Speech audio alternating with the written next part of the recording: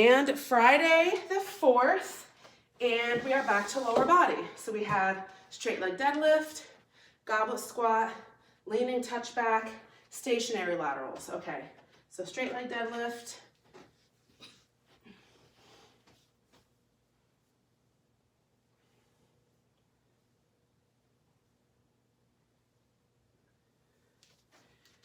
Goblet.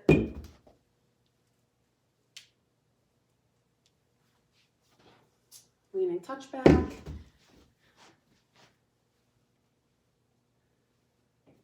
Just alternating your hands. And stationary lateral.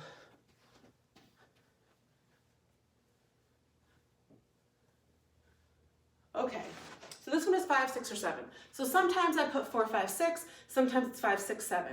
So usually, not always, but usually if it's a longer one, there is no part 2. So like this one, there's no second part. It's just the 5, 6, or 7 rounds. So straight leg deadlift. If you have a kettlebell, this is a good one to use it for. If you don't, you're gonna hold dumbbells. So you're gonna hold them in front of you. You're gonna get a comfortable shoulder width-ish stance. And what you're doing is you're going to, kind of how we talked about with the lateral where your butt went back, this is the same idea. Your butt is gonna go back, not down. Your butt's gonna go back. Your back is gonna come down, but stay straight. And your knees are gonna be slightly bent. So you want them to be as, and it's called straight leg deadlift, but your legs shouldn't be locked out, okay? There's gonna be a slight bend. So your butt's gonna go to the wall, your back's gonna come forward, you're gonna have a slight bend, and when you really feel that pull in your hamstring, which is the back of your leg, you're gonna stand up and squeeze your butt. 1. Hinge forward at the hip, feel the pull. 2. Butt goes back to the wall, back is straight. 3. Hinge forward at the hip, back is straight. Okay?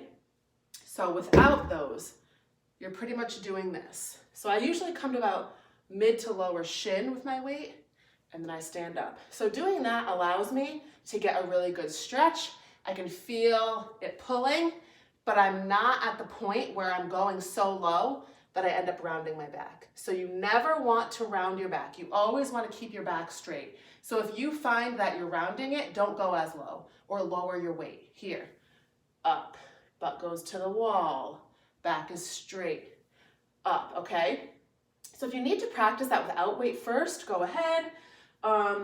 So the difference when I say back, butt to the wall, or you keep your butt up, is that your butt is not going down, it's going back. So really it's going back because you're leaning forward, okay? So it's they kind of go together. That's why it's called a hinge at the hip. So a lot of times people try to go downward, but like I like to say, think about your butt going backward to the wall, not down to the floor. Back here. And again, I can feel it pulling with no weight, okay? So if you're not sure what you're looking for, you don't even have to hold weight. Just think about pushing your butt to the wall. Your knees are slightly bent, your back comes down. When you hit here, it should pull, all right? And then stand up. So that's what you're looking for. And it's also gonna pull on your lower back a little bit, which is fine. So if you've never done these before, it might be sore, but that's okay. We've got goblet squat. This is your squat with holding a weight in front of you. So you're gonna hold one weight like this, and you're gonna do your regular squat. So if you have to do a full chair sit, you're just gonna sit in your chair and stand up, okay? While holding the weight.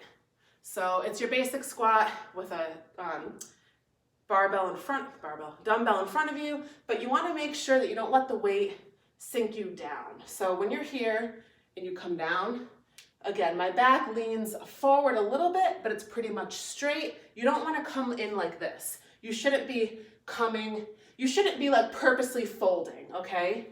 Your back might move forward because you're holding the weight, but you don't wanna purposely fold your back down. Leaning touchback.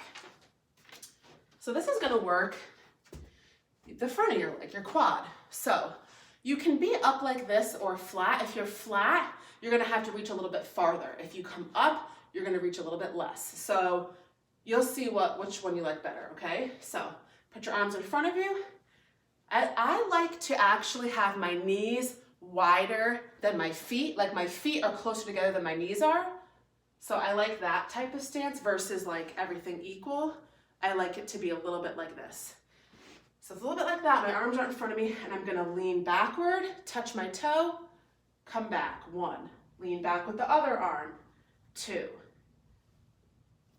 3. So this seems easy.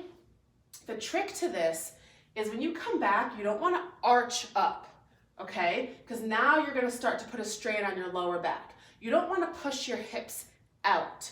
You don't wanna make a round. You actually wanna squeeze your butt and almost think about pushing your hips backward. So when you come back, it should be like this, not this. It should be like this, okay? So think about squeezing your butt cheeks and like almost grounding your hips, okay? So you should not have an arch. You should go back, you should be straight, okay? And you should feel that pulling on your quads. So even though you're not moving far, if you do it that way, where you keep that straight bend back, you're gonna feel it, okay? And again, if doing that is too far, come up on your toe and you'll have way less space to go. And last is our stationary lateral lunge. So we talked about lateral lunge when we did the lateral lunge to the kick. So this is just stationary. So instead of stepping out into your lunge, you're already gonna be out. So you're gonna have a really wide stance and you're gonna do the same thing. Sink your butt, diagonal back, but then you're gonna come back to the middle and then hit the other side. So I like to touch and reach. You don't have to, but I usually go 1, 2, 3, 4. And make sure you do a full stand in between. You don't have to, you can just come here. But that's all it is. It's the same idea, except you're just not moving. So you're already in a wide stance. You sink diagonal back to this side, stand. Diagonal back to this side, stand, okay? And that is week 1.